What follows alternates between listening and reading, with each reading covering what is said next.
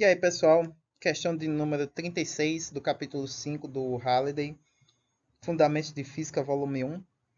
Um esquiador de 40 quilos desce uma rampa sem atrito que faz um ângulo de 10 graus com a horizontal. Suponha que o esquiador se desloca no sentido negativo de um eixo X, orientado ao longo da rampa. O vento exerce uma força sobre o esquiador de componente Fx. Quanto vale essa força Fx do vento se o módulo da velocidade do esquiador for constante? E na letra B, se o módulo dessa força, dessa aceleração, na verdade, aumentar uma taxa, perdão, o módulo da velocidade aumentar uma taxa de 1,1 ou seja, tem uma aceleração de 1 metro por segundo. E na letra C, tem uma aceleração de 2 metros por segundo ao quadrado. Então, nós temos aí o nosso esquiador descendo, nós temos aí os eixos, né, sobre o plano inclinado, x e y. Nós temos aí a força do vento, que obviamente está contrária ao movimento do esquiador. Nós temos a força-peso, que faz um ângulo de 10 graus em relação aos eixos aqui de orientação. Então, obviamente, nós temos aí a força normal também, que atua no sentido oposto da superfície de contato. E aí, obviamente, temos a componente y da força-peso, que vai ser o nosso cateto adjacente, e a componente x da força-peso, que vai ser o nosso cateto oposto, portanto, módulo da força vezes o seno de θ. Então, essa é a análise das decomposições dos vetores forças que atuam sobre o nosso esquiador. Então, quanto vale essa força do vento atuante sobre o esquiador se o módulo da velocidade dele for constante? Então, nós temos aí uma velocidade constante, né? Ou seja, o esquiador não tem uma aceleração resultante sobre ele. Então, isso significa que o somatório das forças, né, vai resultar numa força resultante. Obviamente que a gente faz a análise aqui no eixo X, que é onde está acontecendo o movimento, já que no eixo Y, a força resultante também é nula, né, porque você não tem variação de movimento no eixo X, Y. Então, nesse caso, a força normal é igual à componente y da força-peso. Então, não precisamos nos preocupar com o eixo y.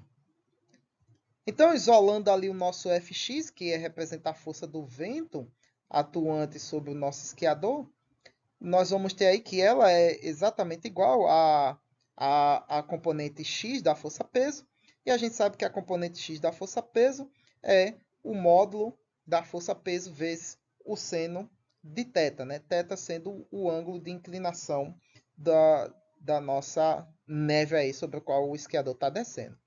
A força-peso é massa vezes aceleração, pois a gente só tem a massa ali, mas a gente sabe qual é a aceleração. Nós estamos na Terra, então a aceleração é de 9,8 metros por segundo ao quadrado. Então, substituindo esses valores, eu coloquei seno de 30 ali. Ó. É seno de 10, perdão aí, minha gente.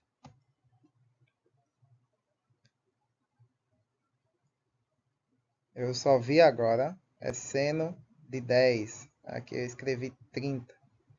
Foi pegando um Ctrl+C, Ctrl+V da questão anterior e aí esqueci de editar. Mas no final eu coloquei certo ali.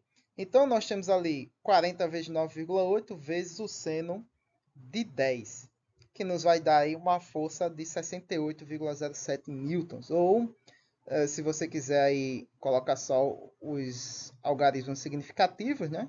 Arredondando, apenas 68 newtons. Na letra B, se a velocidade do esquiador aumentar uma taxa de 1 metro por segundo, qual vai ser a força do vento sobre o esquiador? Ou seja, se ele estiver descendo com uma aceleração de 1 metro por segundo ao quadrado. Então, na letra B, a nossa força resultante não mais será zero, né, pois a gente tem uma aceleração resultante. Então, substitui ali, né, o modo da força-peso, a força resultante massa vezes aceleração, substitui os valores, né? A massa do camarada é 40 kg, a aceleração dele é de 1 metro por segundo, só que no caso é no sentido negativo do eixo x, então menos 1. né? Ali, o termo ali da força peso vezes o seno, a gente já sabe que dá 68,07 newtons. Resolve e isola aí a nossa variável de interesse. Então, nós vamos ter uma operação de menos 40, né? 40 vezes menos 1 dá menos 40. Então, menos 40 mais 68, que dá aí uma força de 28 newtons. Então, veja que a força do vento cai, né, sobre o esquiador, conforme ele aumenta a aceleração.